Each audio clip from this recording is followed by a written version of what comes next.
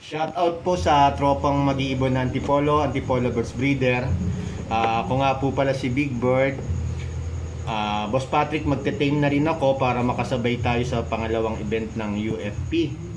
Tuturuan natin sila kung paano magsubo at anong gamit ng pag-tame ng ibon. Ito po siya, isasabay ko po siya sa pag-flight, pag-pre-flight sa second event. Ito po siya. Medyo malaki na siya. Ito po ang tamang pagsubo. Dahan-dahan lang po. Tapos paliliparin na po natin yan. Kayang-kaya na po yan lumipad.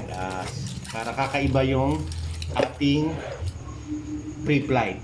Okay, salamat sa inyo. Sana may natutunan po kayo. Bye-bye.